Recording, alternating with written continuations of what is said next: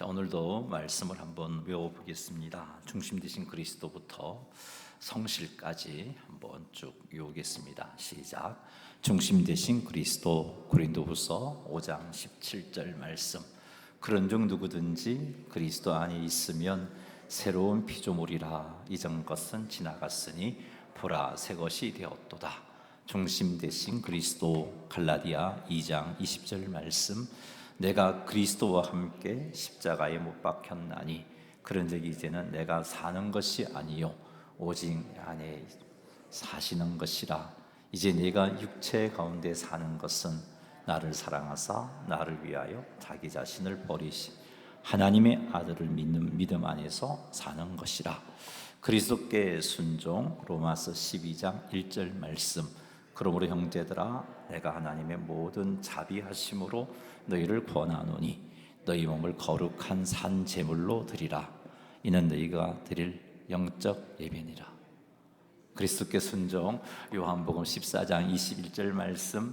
나의 계명을 지키는 자라야 나를 사랑하는 자니 나를 사랑하는 자는 내 아버지께 사랑을 받을 것이요 나도 그를 사랑하여 그에게 나를 나타내리라. 말씀 디모데후서 3장 16절 말씀. 모든 성경은 하나님의 감동으로 된 것으로 교훈과 책망과 바르게 함과 의로 교육하기에 유익하니. 말씀 여호수아 1장 8절 말씀. 이 율법책을 내 입에서 떠나지 말게 하며 주야로 그것을 묵상하여 그 안에 기록된 대로 다 지켜 행하라. 그리하면 내 길이 평탄하게 될 것이며 내가 형통하리라. 기도 요한복음 15장 7절 말씀. 너희가 내 안에 거하고 내 말이 너희 안에 거하면 무엇이든지 원하는 대로 구하라. 그리하면 이루리라. 기도 빌립보서 4장 6절 7절 말씀. 아무것도 염려하지 말고 오직 기도와 간구로 너희 구할 것을 감사함으로 하나님께 아뢰라. 그리하면 모든 지각에 뛰어난 하나님의 평강이 그리스도 예수 안에서 너희 마음과 생각을 지키시리라. 교제 마태복음 18장 20절 말씀. 두세 사람이 내 이름으로 모인 곳에는 나도 그들 중에 있느니라. 교제 히브리서 10장 24절 25절 말씀. 서로 돌아보아 사랑과 선행을 격려하며 모이기를 피하는 어떤 사람들의 습관과 같이 하지 말고 오직 권하여 그날이 가까움을 볼수록 더욱 그리하자. 증거 마태복음 4장 19절 말씀. 말씀하시되 나를 따라오라 내가 너희를 사람을 낚는 어부가 되게 하리라 하시니. 증거 로마서 1장 16절 말씀. 내가 복음을 부끄러워하지 아니하노니 이 복음은 모든 믿는 자에게 구원을 주시는 하나님의 능력이 됨이라. 먼저는 유대인에게요 그리고 헬라인에게로다. 모든 사람이 죄를 범함. 로마서 3장 23절 말씀. 모든 사람이 죄를 범하였음에 하나님의 영광에 이르지 못하더니 모든 사람이 죄를 범함. 이사야 53장 6절 말씀. 우리는 다 양 같아서 그릇 행하여 각기 제 길로 갔거늘 여호와께서는 우리 모두의 죄악을 그에게 담당시키셨도다. 죄의 형벌. 로마서 6장 23절 말씀. 죄의 삭은 사망이요 하나님의 은사는 그리스도 예수 우리 주 안에 있는 영생이니라. 죄의 형벌. 히브리서 9장 27절 말씀. 한 번 죽는 것은 사람에게 정해진 것이요 그 후에는 심판이 있으리니 그리스도가 형벌을 받음. 로마서 5장 8절 말씀. 우리가 아직 죄인 되었을 때에 그리스도께서 우리를 위하여 죽으심으로 하나님께서 우리에 대한 자기의 사랑을 확정하셨느니라. 그리스도가 형벌을 받음. 베드로전서 3장 18절 말씀. 그리스도께서도 단번에 죄를 위하여 죽으사 의인으로서 불의한 자를 대신하셨으니 이는 우리를 하나님 앞으로 인도하려 하심이라. 축제로는 죽임을 당하시고 영으로는 살리심을 받으셨으니 선행으로 구원받지 못함. 에베소서 2장 8절 9절 말씀. 너희는 그 은혜에 의하여 믿음으로 말미암아 구원을 받았으니 이것은 너희에게서 난 것이 아니요 하나님의 선물이라. 행위에서 난 것이 아니니 이는 누구든지 자랑하지 못하게 함이니라. 선행으로 구원받지 못함. 디도스 3장 5절 말씀. 우리를 구원하시되 우리가 행한 바 의로운 행위로 말미암지 아니하고 오직 그의 긍휼하심을 따라 중생의 씻음과 성령의 새롭게 하심으로 하셨나니 그리스도를 모셔야 함. 요한복음 1장 12절 말씀. 영접하는 자 곧 그 이름을 믿는 자들에게는 하나님의 자녀가 되는 권세를 주셨으니 그리스도를 모셔야 함. 요한계시록 3장 20절 말씀. 볼지어다 내가 문 밖에 서서 두드리노니 누구든지 내 음성을 듣고 문을 열면 내가 그에게로 들어가 그와 더불어 먹고 그는 나와 더불어 먹으리라. 구원의 확신. 요한 1서 5장 13절 말씀.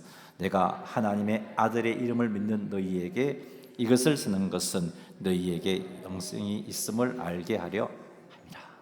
구원의 확신. 요한복음 5장 24절 말씀. 내가 진실로 진실로 너희에게 이르노니 내 말을 듣고 또 나 보내신 이를 믿는 자는 영생을 얻었고 심판에 이르지 아니하나니 사망에서 생명으로 옮겼느니라. 성령. 고린도전서 3장 16절 말씀. 너희는 너희가 하나님의 성전인 것과 하나님의 성령이 너희 안에 계신 것을 알지 못하느냐. 성령. 고린도전서 2장 12절 말씀. 우리가 세상의 영을 받지 아니하고 오직 하나님으로부터 영을 받았으니 이는 우리로 하여금 하나님께서 우리에게 은혜로 주신 것들을 알게 하려 하심이라. 능력. 이사야 41장 10절 말씀. 두려워하지 말라 내가 너와 함께함이라. 놀라지 말라 나는 내 하나님이 됨이라. 내가 너를 굳세게 하리라. 참으로 너를 도와주리라. 참으로 나의 의로운 오른손으로 너를 붙들리라. 능력. 빌립보서 4장 13절 말씀. 내게 능력 주시는 자 안에서 내가 모든 것을 할 수 있느니라. 성실. 예레미야 애가 3장 22절 23절 말씀. 여호와의 인자와 긍휼이 무궁하심으로 우리가 진멸되지 아니함이니이다. 이것들이 아침마다 새로우니 주의 성실하심이 크시도소이다. 성실. 민수기 23장 9절 말씀. 하나님은 사람이 아니시니 거짓말을 하지 않으시고 인자가 아니시니 후회하심이 없으시니이다. 어찌 그 말씀하신 바를 행하지 않으시며 하신 말씀을 실행하지 않으시랴. 아멘. 네, 오늘 제가 많이 두둥거렸는데 이해해 주십시오. 자, 오늘은 잠언 말씀을 보겠습니다. 잠언 27장 말씀 가지고 또 하나님 주시는 지혜의 말씀을 깨달아서 하나님께서 기뻐하시는 그런 성도의 삶을 살게 되기를 주의 이름으로 축복합니다. 1절 한번 읽어보겠습니다. 너는 내일 일을 자랑하지 말라. 하루 동안에 무슨 일이 일어날는지 내가 알 수 없음이라. 아멘. 자, 이 말씀은 인간의 유한성을 명심하고 하나님 앞에 겸손하게 행해야 한다 하는 그런 교훈을 주는 말씀입니다. 인간은 아무리 많이 안다고 해도 또 능력이 아무리 뛰어나다 할지라도 세상의 모든 것을 알 수는 없습니다. 그리고 세상의 모든 일들을 이루어낼 수는 없습니다. 우리가 아는 것보다 모르는 것이 훨씬 더 많은 세상이고 우리가 할 수 있는 일보다 할 수 없는 일들이 더 많은 곳이 이 세상이고 우리의 능력입니다. 인간은 실수도 하며 고민하고 또 고민하고 그렇게 선택해 보지만 잘못된 선택을 하는 그런 존재가 인간입니다. 뿐만 아니라 모든 삶, 시간, 젊음, 힘, 이 모든 것도 끝이 정해져 있는 존재입니다. 이런 인간이 내일을 자랑한다는 것은 참 어리석은 행동입니다. 내일을 자랑한다는 것은 내가 나의 미래를 결정할 수 있다는 태도를 의미합니다.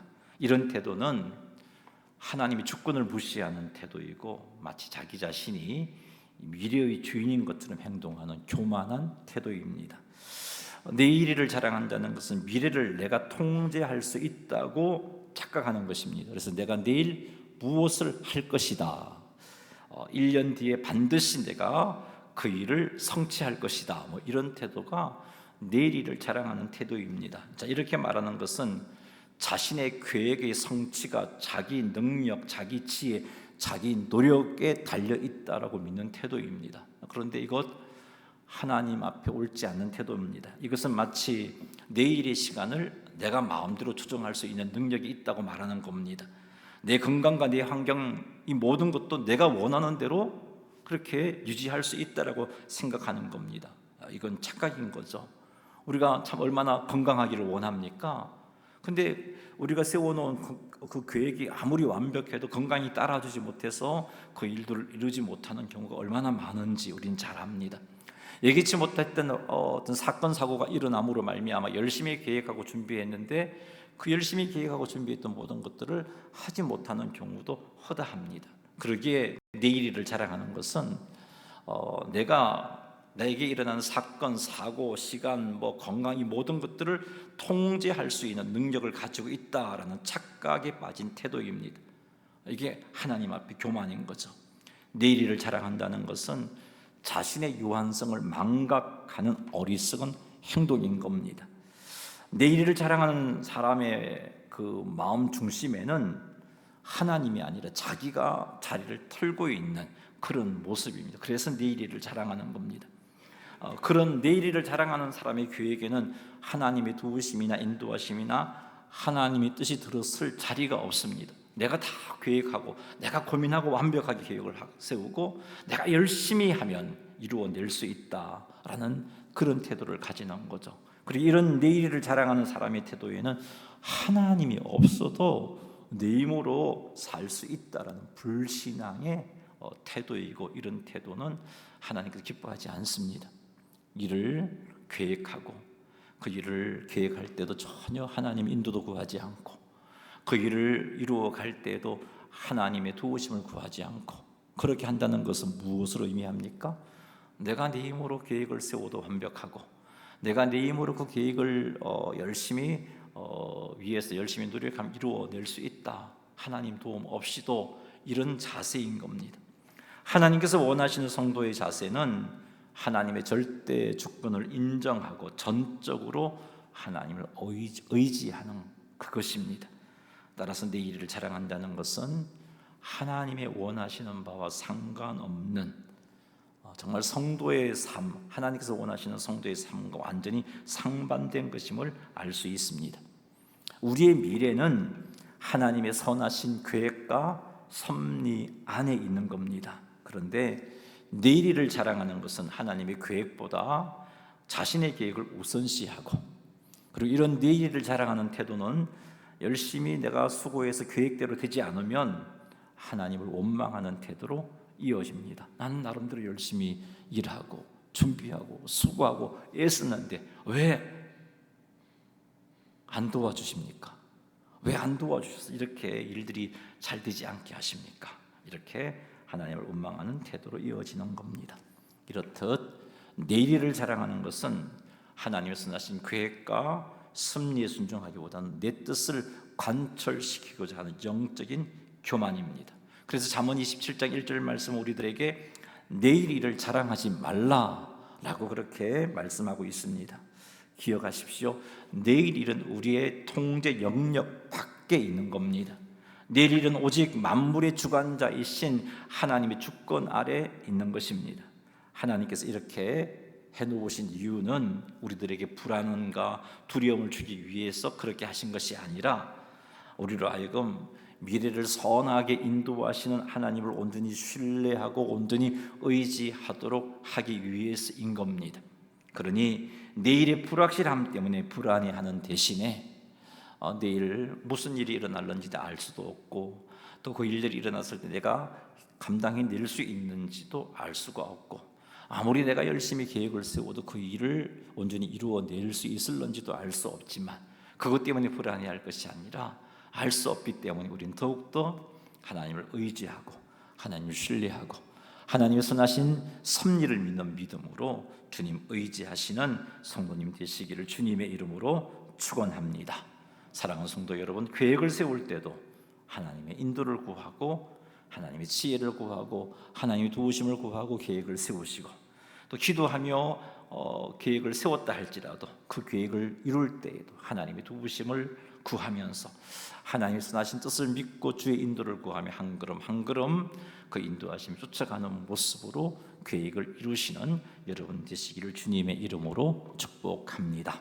하나님을 의지하지 않고 내 노력 내 열심으로 내 일을 이루려고 하는 그런 모든 시도를 멈추시기 바랍니다. 계획을 세울 때에도 하나님을 의지하시고 그 계획을 성취하기 위하여 노력할 때도 하나님을 의지하시는 성도님 되시기를 주의 이름으로 축복합니다. 이제 8월 7, 8, 9가 정교인 수련회입니다. 그동안 우리가 기도하면서 준비 열심히 했습니다. 더더욱 이제 기도해야 할 때이고 강사분들을 위해서도 기도해야 할 때이고 가고 오는 길 또 그 일 날씨까지도 또 은혜의 시간이 되어질 수 있도록 더 열심히 기도해야 할 겁니다. 이제는 우리가 하나님의 도우심을 구하고 기도하고 하나님을 바라보며 또 주의 인도를 구할 때이지 걱정할 때가 아닙니다.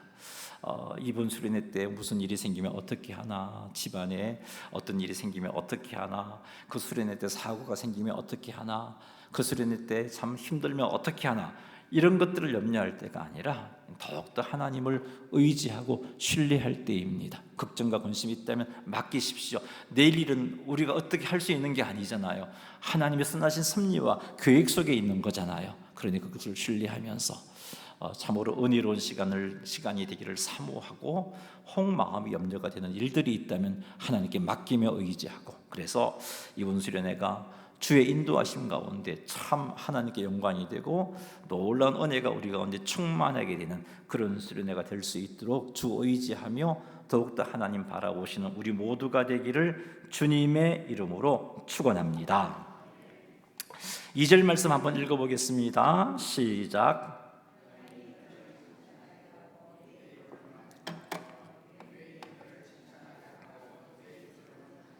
아멘. 자, 이 말씀은 스스로 칭찬하지 말라, 그런 교훈을 주는 말씀입니다.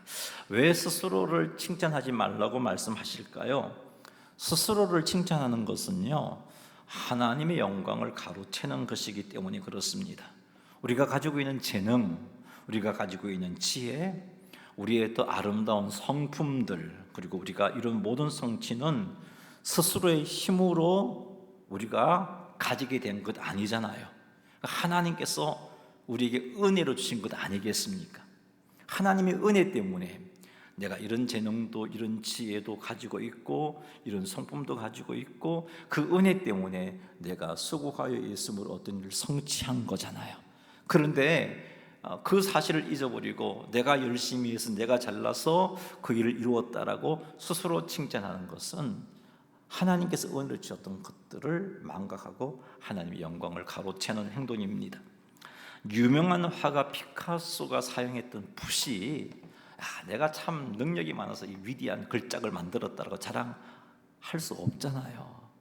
참 어리석은 그런 행동입니다. 그죠? 그것처럼 우리가 삶 속에서 하나님의 은혜로 살아왔고 하나님의 은혜로 일들을 이루어냈고 하나님의 은혜로 사건 사고 가운데 참 합력하여 선을 이루는 자리에 들어갔다면 내가 열심히 했어가 아니라 하나님의 은혜입니다 라고 하나님께 영광을 돌려야지, 내가 잘 살았기 때문에, 내가 열심히 기도했기 때문에, 내가 경건했기 때문에, 이런 식으로 스스로를 칭찬하는 것 역시 하나님의 영광을 가로채는 것이다 하는 것을 알아야 됩니다. 그래서 우리는 우리 스스로를 칭찬하는지를 경계해야 하는 겁니다. 왜 스스로를 칭찬하지 말아야 하는가? 그것은 교만의 표현이고 자만의 표현이기 때문에 그렇습니다. 교만은요, 패망으로 가는 길이잖아요. 그래서 잠언 26장 12절을 보면은 스스로 지혜롭다 하는 자보다 미련한 자에게 오히려 희망이 있다, 그런 말씀을 하고 있잖아요. 이렇게 얼마나 스스로 지혜롭다 하는 것이 우리에게 해로운 것인지를 우리는 잘 알 수 있습니다. 사랑하는 성도 여러분, 그러니 스스로를 칭찬하는 태도를 경계하시기 바랍니다. 스스로를 칭찬하려는 태도의 가장 근본적인 원인이 무엇이냐면 하나님으로 채워져야 할 우리의 마음이 하나님으로 채워지지 못하고 비어있기 때문입니다. 그 비어있는 그 공간을 채우기 위해서, 그 공허함을 채우기 위해서 우리 사람들은 다른 사람이 인정을 갈구하게 되고 그렇게 갈구하지만 다른 사람들로부터 인정을 받지 못하니까 스스로를 칭찬하면서 그 공허를 채우고자 하는 것입니다. 그러므로 스스로를 칭찬하지 않기 위해서는요, 내가 스스로 칭찬하지 않아야지 결심하는 것으로 해결되는 게 아니라 우리 마음에 하나님으로 충만하게 채울 때 그 일을 하지 않을 수가 있는 겁니다. 하나님을 내 마음의 왕자에 앉게 하시고 중심 되신 그리스도 하나님을 내 마음에 모시고 하나님과 친밀한 관계 속에 머물 때, 그래서 내 그 영혼이 공함이 아니라 하나님 때문에 충만해질 때 우리가 스스로를 칭찬하지 않을 수가 있습니다. 그러니 사랑하는 성도 여러분, 하나님의 은혜를 알고 하나님의 은혜에 감사하고 하나님께 영광을 돌려드릴 수 있도록 우리의 마음에 하나님으로 충만하게 치우는 일에 힘쓰시기를 주의 이름으로 축복합니다. 스스로 자랑할 것이 아무것도 없는 존재라는 것, 나는 그런 존재라는 것을 인정하며 사시기 바랍니다. 우리에게 사실 선한 것 없잖아요. 우리가 성취한 그 모든 것 하나님의 은혜의 결과이잖아요. 그러니 스스로를 칭찬하려고 하지 말고 내게 있는 선한 것과 내가 이룬 성취에 대해서 하나님의 은혜입니다. 하나님이 하셨습니다. 그렇게 하나님께 영광 돌려드리시기를 바랍니다. 말로 나를 드러내고 말로 자기를 자랑하려고 하지 말고 부르심에 합당한 자답게 생활하는 일에 힘쓰시기 바랍니다. 그렇게 살 때 우리 하나님께서 우리의 삶을 통해서 영광을 받으시고, 그리고 그렇게 살 때 우리 주변 사람들 우리를 보고 비로소 칭찬할 것입니다. 그것 하나님께서 기뻐하신 겁니다. 그리고 무엇보다도 더 중요한 것은 하나님으로부터 우리는 칭찬을 받게 되는 겁니다. 이런 삶을 살아야죠.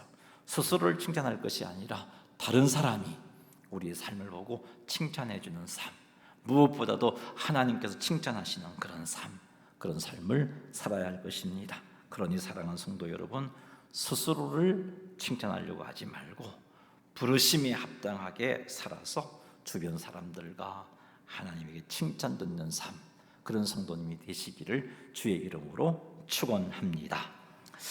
3절 말씀 읽어보겠습니다. 돌은 무겁고 모래도 가볍지 아니하거니와 미련한 자의 분노는 이 둘보다 무거우니라. 아멘.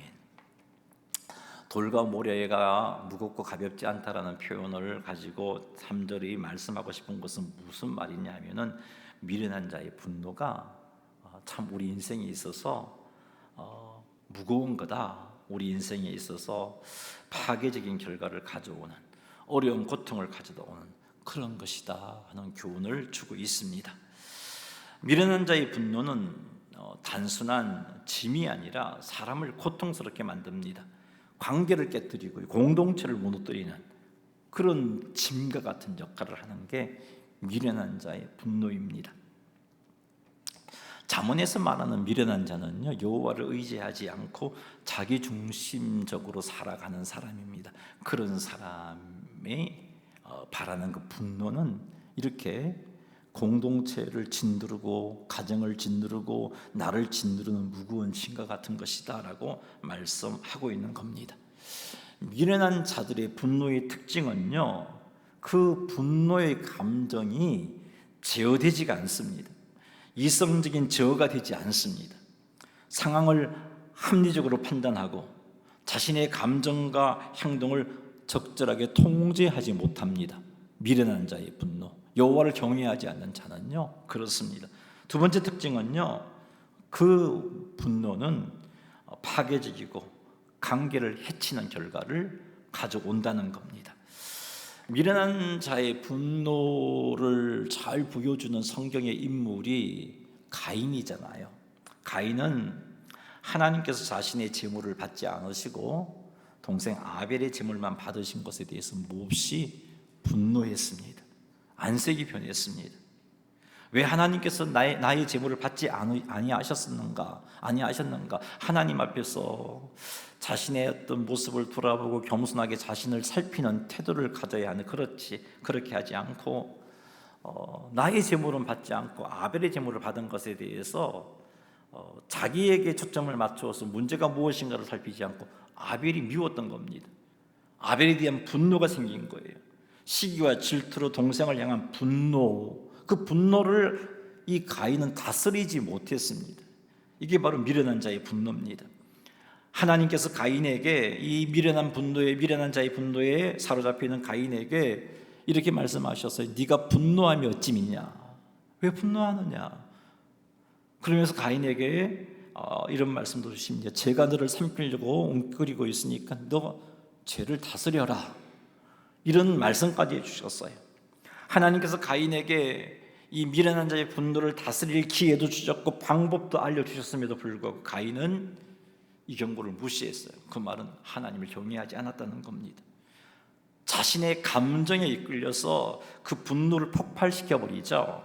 그래서 그 결과 동생을 돌로 쳐서 죽이는 일을 하게 됩니다. 인류 최초의 살인이 일어났던 겁니다. 그의 분노는 단순한 감정으로 끝나지 않았고요, 한 사람의 생명을 앗아갔고 가정이 파괴가 되었고 가인 역시 평생 동안 땅을 방황한 유리방황하는 그런 신세가 되고 말았던 겁니다. 이처럼 미련한 자의 분노는 우리 인생을 망치는 무거운 짐인 겁니다. 그러므로 우리는 이런 분노에 사로잡히지 말아야 합니다. 미련한 자의 분노에 사로잡히지 않으려면 미련한 자의 모습들을 끊어내야 되겠죠. 미련한 자의 특징, 가장 큰 특징은 여호와를 경외하지 않는 겁니다. 하나님 두려워하지 않습니다. 그러기에 우리가 이런 미련한 자의 분노로 말미암아 고통당하지 않기 위해서는 하나님을 경외함을 회복해야 되고 하나님을 경외함을 유지해야 합니다. 만일 가인에게 하나님을 경외하는 그런 경외함이 그에게 유지가 되었다면, 분노가 그를 사로잡았을 때 하나님 말씀 앞에서 그 분노를 다스렸을 겁니다. 하나님이 만나 주셨잖아요.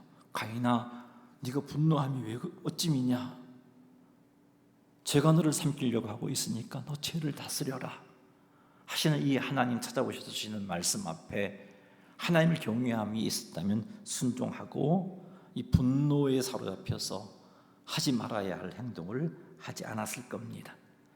그렇다면 파괴적인 결과도 일어나지 않았을 것이고 그가 유리방황하는 고통을 겪지 않아도 되었을 겁니다. 사랑하는 성도 여러분, 하나님을 경외하는 삶을 잘 유지하여서 미련한 자의 분노가 우리의 인생의 무거운 짐으로 우리를 짓누르지 않게 하는 그런 삶을 사시기를 주님의 이름으로 축복합니다. 하나님을 경외함이 있어야겠죠. 이 하나님을 경외함이 있으려면요, 하나님의 말씀을 통해서 하나님 만나야 돼요. 성경은 우리들에게 하나님 경외함을 가르쳐 주는 것이에요. 정말 그래서 우리가 말씀 앞에서 하나님을 만나고 그 말씀 앞에서 인격적으로 하나님을 만나게 될 때 우리는 하나님을 경외하게 되고, 하나님 경외하게 되면 혹 우리가 분노가 우리를 삼키려고 하더라도 하나님을 경외함이 있다면 그 분노를 다스릴 수가 있습니다. 통제할 수가 있습니다.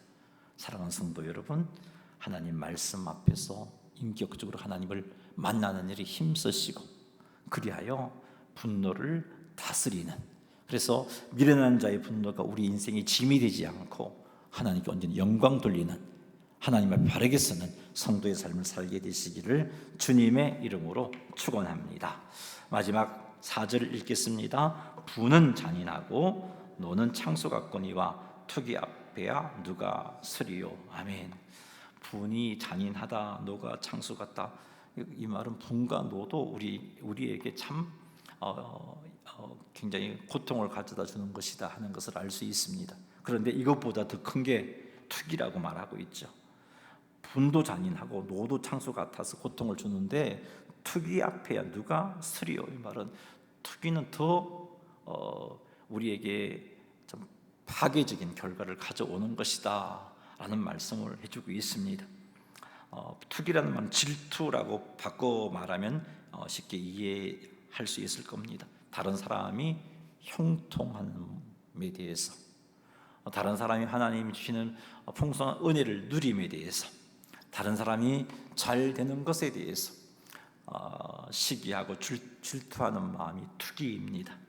이런 것에 대해서 투기한다는 것은 하나님의 주권적으로 주신 은혜에 대해서, 하나님이 그 사람에게 이런 은혜와 복을 주신 그 섭리에 대해서 인정하지 못하는 태도인 거죠.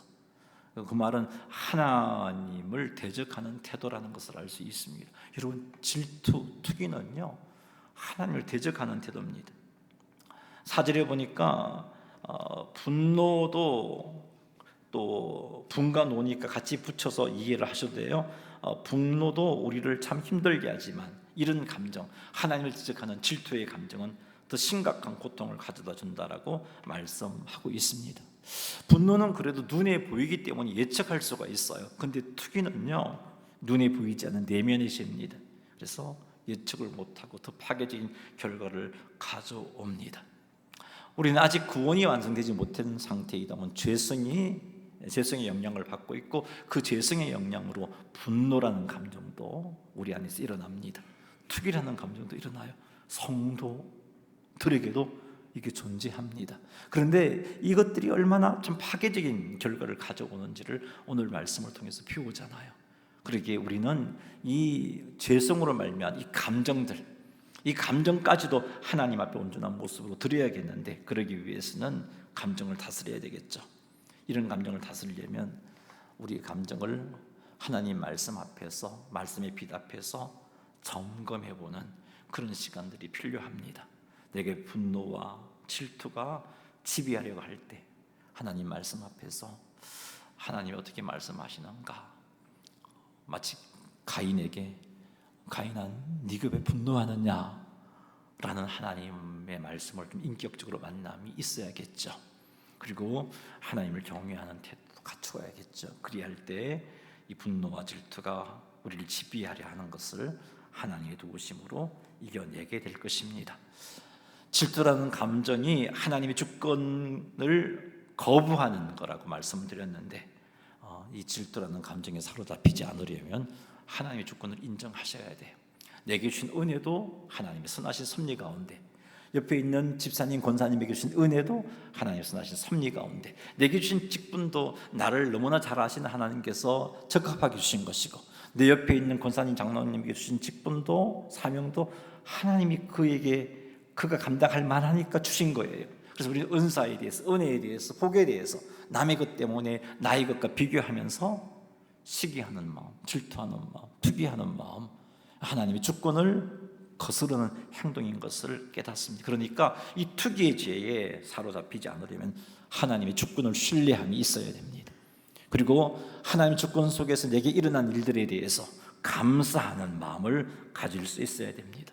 하나님께서 내게 주신 은혜가 가장 내게 합당한 것이고, 내가 감당할 만하니까 이거 주신 것이고, 그래서 그 은혜에 대해서 감사할 때 우리는 투기하는 마음을 극복할 수 있습니다. 그렇지 않고 자꾸 남과 비교하면, 왜 저 사람은 나보다 더 나은 은사가 있는 것 같지? 왜 저 사람은 나보다 더 나은 환경 속에 살고 있는 것 같지? 자꾸 이거 생각하게 되면 투기를 다스릴 수가 없습니다. 나보다 더 잘 아시는 하나님께서 내가 감당할 만하고 내게 가장 합당하고 내게 가장 어울리는 은혜를 주셨음을 믿고 비교하지 말고 감사하시기 바랍니다. 이렇게 하여서 투기가 우리를 사로잡지 않도록 하시기 바랍니다. 죄된 본성에서 나오는 이런 감정들을 잘 다스리기 위해서 또 한 가지 필요한 것은 성령의 열매들이 우리에게 맺히게 하는 겁니다. 성령의 열매 가운데 사랑이라는 열매는 어떤 일을 합니까? 사랑은 시기하지 아니하며 그랬잖아요. 그래서 이 성령의 열매 가운데 사랑의 열매를 사모하셔야 되고, 온유는 분노를 제어하는 겁니다. 성령의 열매 가운데 분노를 다스릴 수 있는 온유의 열매를 사모해야 하는 겁니다. 이렇게 하셔서 우리가 우리 안에 죄성에서 나오는 이 부정적인 감정들을 성령님의 열매로 다스리고, 하나님의 주권과 섭리를 믿음으로 오히려 투기가 아니라 감사하고, 그렇게 하셔서 우리 하나님께 온전한 모습으로 쓰고 하나님께 영광 돌려드리시는 성도님들이 다 되시기를 주님의 이름으로 축원합니다.